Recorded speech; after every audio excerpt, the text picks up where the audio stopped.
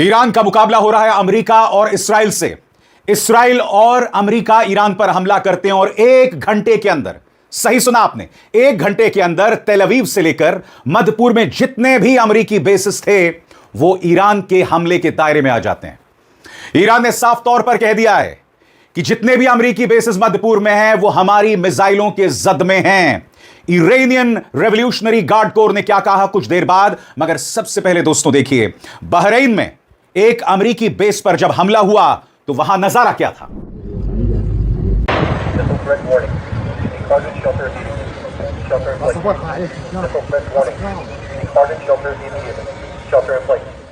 दोस्तों इस कार्यक्रम में आपको अंत तक मेरे साथ रहना पड़ेगा क्योंकि इस कार्यक्रम में मैं आपको बतलाने जा रहा हूं कि आज जवाबी कार्रवाई में ईरान ने किस किस अमेरिकी बेस पर हमला किया और कितना नुकसान पहुंचाया गया। मैं एक बात स्पष्ट कर दूं, ईरान का मुकाबला 2 सुपर पावर से है।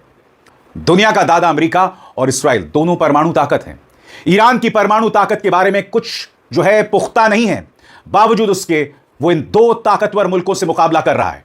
सबसे पहले आपके स्क्रीन पर क्या कहा इरानियन रेवोल्यूशनरी गार्ड कोर ने, आपके स्क्रीन पर ईरान की इस्लामिक रेवोल्यूशनरी गार्ड कोर का बयान। ज़ायनी शासन की इस्लामिक रिपब्लिक ऑफ ईरान के खिलाफ क्रूर आक्रमण को लेकर जालिमों को तोड़ने वाले खुदा के नाम पर इस्लामिक रिपब्लिक ऑफ ईरान के खिलाफ दुश्मन और अपराधी ताकत की आक्रामक कार्रवाई के जवाब में ईरान की ओर से कब्जे वाले इलाके की तरफ बड़े पैमाने पर मिसाइल और ड्रोन हमलों की पहली लहर शुरू कर दी गई है।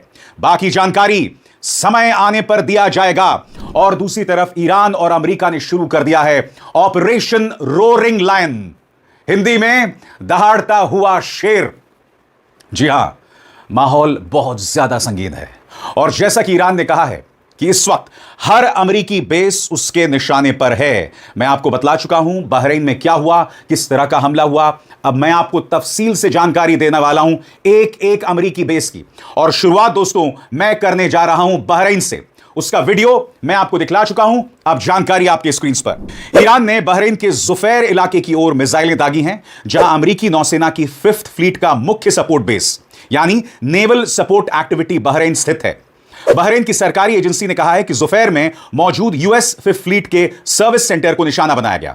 अभी तक क्या पता है, मनामा और जुफैर इलाके में धुआं उठता दिखाई दिया। स्थानीय अधिकारियों ने सायरन बजाए और लोगों को सुरक्षित जगहों पर जाने या घरों में शेल्टर देने को कहा गया। अमेरिकी दूतावास और खाड़ी के अन्य अमेरिकी ठिकानों ने भी मिसाइल ड्रोन हमले के खतरे को लेकर अलर्ट जारी किया है।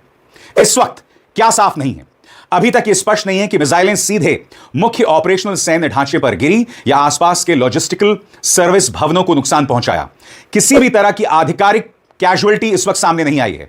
पहले की रिपोर्ट के मुताबिक हमलों में पहले अधिकतर अमेरिकी युद्धपोत बंदरगाह छोड़कर समुद्र में फैलाए जा चुके थे और बेस पर स्टाफ घटाकर मिशन क्रिटिकल स्तर तक रखा गया था।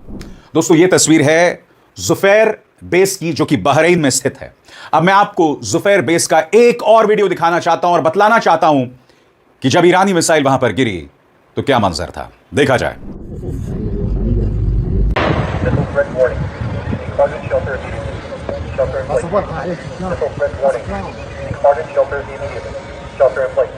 इसके अलावा दोस्तों इसी मंच पर मैंने आपको बताया था कि कतर में भी हमले हुए और सबसे बड़ी बात, कतर में अल जजीरा में समाचार पढ़ा जा रहा था और अचानक सबके फोन बजने शुरू हो गए। क्यों? क्योंकि वहां की सरकार ने आपातकालीन संदेश देना शुरू कर दिया था और यह संदेश लगातार अल जजीरा के ट्रांसमिशन में सुनाई दे रहा था।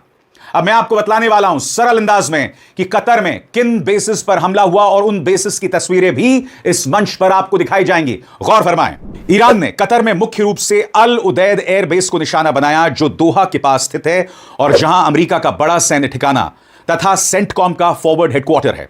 कतर में कहां हमला हुआ? ईरान ने शॉर्ट और मीडियम रेंज बैलिस्टिक मिसाइलों की एक खेप अल उदैद एयरबेस की तरफ दागी। दोहा और बेस के आसपास आसमान में धमाके और इंटरसेप्टर मिसाइलों की लकीरें दिखाई दी। कतर ने एहतियातन अपना एयर स्पेस अस्थायी रूप से बंद कर दिया है और लोगों को घरों के अंदर रहने की सलाह दी है। कतर सरकार ने इसे अपनी संप्रभुता का उल्लंघन बताया, लेकिन यह भी कहा कि बेस को पहले ही काफी हद तक खाली कराया जा चुका था, इसलिए हताहतों की खबर नहीं है। पेट्रियट मिसाइल डिफेंस सिस्टम ने ही इसे रोका। कतर के एयर डिफेंस नेटवर्क में अमेरिकी सप्लाई किए गए पेट्रियट मिसाइल डिफेंस सिस्टम है। रिपोर्ट के मुताबिक ईरानी मिसाइलों को रोकने के लिए एक साथ कई पेट्रियट इंटरसेप्टर्स दागे गए। आसमान में कई इंटरसेप्शन फ्लैश दिखे, जिससे संकेत मिला कि अधिकतर मिसाइलें हवा में ही मार गिराई गईं। कतर के रक्षा मंत्रालय के मुताबिक आने वाली लगभग सभी मिसाइलें इंटरसेप्ट कर ली गई हैं और बेस के मुख्य ढांचे को नुकसान नहीं हुआ है। कुछ रिपोर्ट्स में एक मिसाइल या मलबे के पास की इमारत पर गिरने का जिक्र है, लेकिन कोई घायल नहीं हुआ। आपकी स्क्रीन पर दोस्तों यह है अल उदैद बेस, जहां पर ईरान ने हमला किया, और यह है पेट्रियट मिसाइल डिफेंस सिस्टम। इसी पेट्रियट मिसाइल डिफेंस सिस्टम की वजह से कोई भी ईरानी मिसाइल जो है वो अल उदैद एयरबेस को ज्यादा नुकसान नहीं पहुंचा सकी, कम से कम कतर यह दावा कर रहा है। अब दोस्तों इसके बाद हम रुख करना चाहेंगे कुवैत का। कुवैत में कहां कहां आकर ईरानी मिसाइल गिरी, आपके स्क्रीन पर। क्षेत्रीय रिपोर्ट्स में कहा गया है कि बहरीन, कुवैत और यूएई में धमाकों जैसी आवाज सुनी गई, लेकिन किसी भी विश्वसनीय स्रोत ने यह कंफर्म नहीं किया कि कुवैत की जमीन पर कोई मिसाइल सीधे गिरी हो या नहीं। कुवैत ने एहतियात के तौर पर अपना एयर स्पेस अस्थायी रूप से बंद या सीमित कर दिया। कुवैती न्यूज एजेंसी कूना के अनुसार ईरान के लिए उड़ानें रोक दी गई हैं और सामान्य सुरक्षा उपाय बढ़ाए गए हैं। अभी तक कैंप अरिफजान, अली अल सलेम एयरबेस और किसी अन्य अमेरिकी सैनिक ठिकाने पर मिसाइल लगने की आधिकारिक पुष्टि नहीं हुई है। लोग कुवैत को लेकर आखिर चिंतित क्यों हैं? विश्लेषकों का कहना है कि ईरान की मिसाइल रेंज कुवैत में मौजूद अमेरिकी बेस तक आसानी तक पहुंच सकती है और पहुंच भी रही है।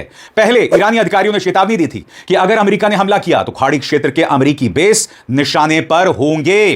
तो जैसा कि आप देख सकते हैं दोस्तों, आपके सामने यह है कैंप अरिफजान। जी हां, यहां पर ईरान ने मिसाइल करने की कोशिश की है, मिसाइल के जरिए हमले करने की कोशिश की है, और यह है अली अल सलेम एयरबेस। इन तमाम बेसिस पर हमला करने की कोशिश की गई है, मगर बड़ा प्रश्न, आज पहला दिन है। दूसरी बात, याद कीजिएगा जब 2025 में 12 दिन की जंग हुई थी, तब ईरान ने हमला करने में 13 घंटे लगा दिए थे। इस बार 1 घंटे में जवाब दिया गया है। यानी कि ईरान तैयार है, मगर ईरान का मुकाबला 2 सुपर पावर्स से है, अमेरिका और इस्राइल। और हकीकत यह है कि यह बदनुमा जंग उस पर थोपी गई है। ईरान बातचीत कर रहा था, शांतिपूर्ण तरीके से आगे बढ़ रहा था। इस बात के कोई प्रमाण नहीं थे कि वो अमेरिकी सैनिकों को निशाना बनाता। ट्रंप ने बड़ी बड़ी बातें की हैं। यह तक कहा है कि उन्होंने हमारे सैनिकों का नरसंहार किया है। उन्होंने यह तक कहा, और यह सबसे बड़ा झूठ है, कि ईरानी मिसाइलें अमेरिका तक पहुंच सकती हैं। ऐसे कोई प्रमाण नहीं है, क्योंकि ईरान की जितनी भी मिसाइलें हैं उसका रेंज 2000 किलोमीटर है, उसके आगे नहीं है। मगर अमेरिका के राष्ट्रपति डोनाल्ड ट्रंप लगातार झूठ बोल रहे थे, और इससे बड़ी त्रासदी कुछ नहीं हो सकती दोस्तों। कहीं ना कहीं न सिर्फ मध्य पूर्व बल्कि पूरी दुनिया को वर्ल्ड वॉर 3 की तरफ ढकेला जा रहा है। अभी अगले 24 घंटे बहुत अहम होने वाले हैं। हमें यह देखना पड़ेगा कि उन तमाम मध्य पूर्व के अमेरिकी बेसिस जहां पर ईरान ने हमले किए हैं, क्या वो ईरान के साथ खड़े होंगे? क्योंकि कतर ने साफ कर दिया है कि यह हमारे संप्रभुता पर हमला है। ऐसे में कहीं ये तमाम देश अमेरिका और इस्राइल के डर से ईरान के खिलाफ तो नहीं हो जाएंगे। ईरान की लड़ाई बहुत मुश्किल है दोस्तों, मगर वो लड़ रहा है। मगर अफसोस ये कि इस्राइल पर काबिज है एक ऐसा व्यक्ति, एक ऐसा स्वार्थी व्यक्ति, जो अपने स्वार्थ, अपने आप को बचाने के लिए दुनिया को नर्क की तरफ ढकेल रहा है। उसी तरह से अमेरिका का राष्ट्रपति एक ऐसा व्यक्ति है जो दुनिया को तबाही की तरफ ढकेल रहा है। और इन तमाम चीजों से किसी का भला नहीं होने वाला।